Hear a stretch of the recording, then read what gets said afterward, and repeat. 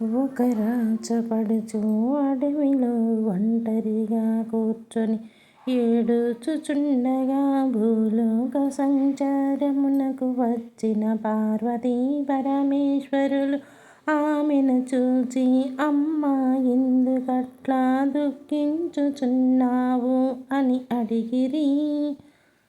అందుకామె తన దారిద్ర్య బాధలు పడలేక అడవికి వచ్చినట్లు చెప్పెను. అప్పుడు వారు, అమ్మా, నీవు పూర్వజన్మలో 16 కుడములను నోచి ఉల్లంఘన చేసితివి. అందుచే ఇప్పుడు దారిద్ర్యముననుభవించుచున్నావు. ఇప్పటికైనా మించినది ఏమీయూ లేదు.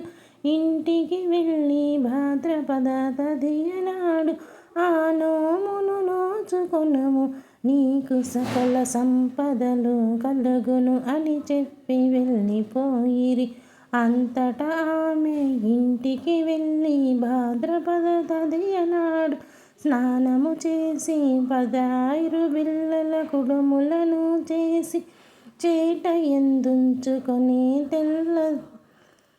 చల్ల తెచ్చుటకు పక్కింటికి వెళ్ళెను.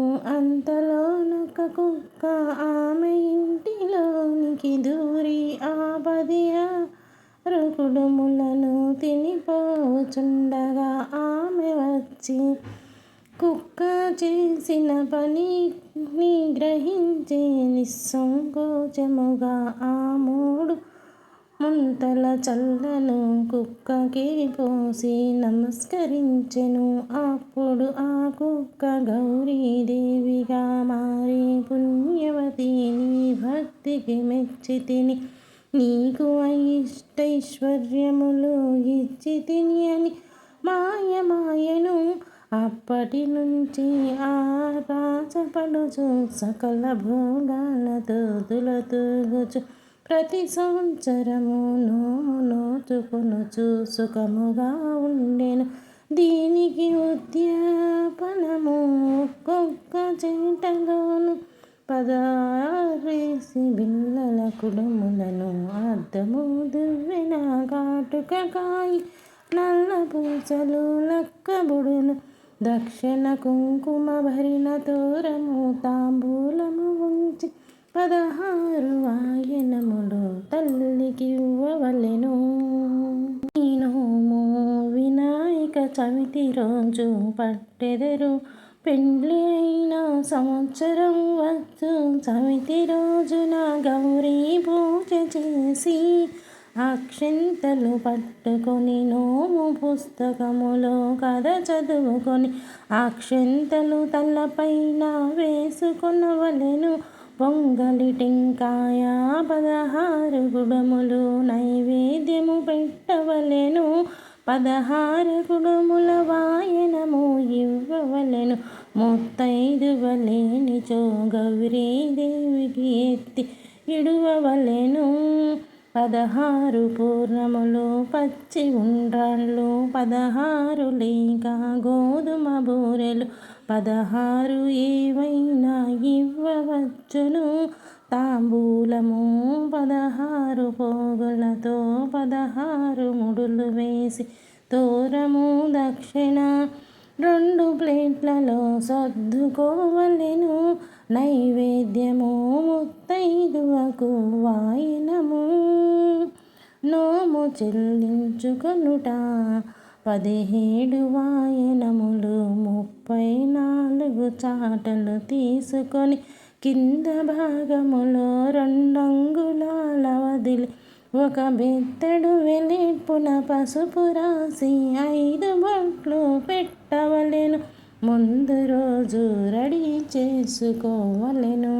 16 పోగులతో 17 తోరములు, కొన్ని ముడులు, కొన్ని పూలు కట్టవలెను.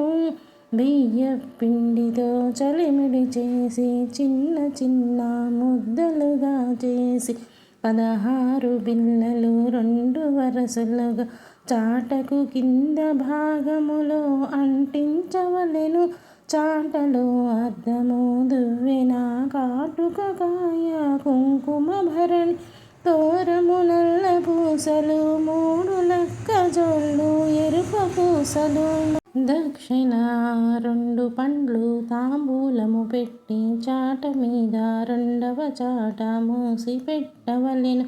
ఇలా 17 వాయనములు తయారు చేసుకొనవలెను. గౌరీ పూజ చేసి పొంగలి టెంకాయ వాయనము నైవేద్యము పెట్టవలెను.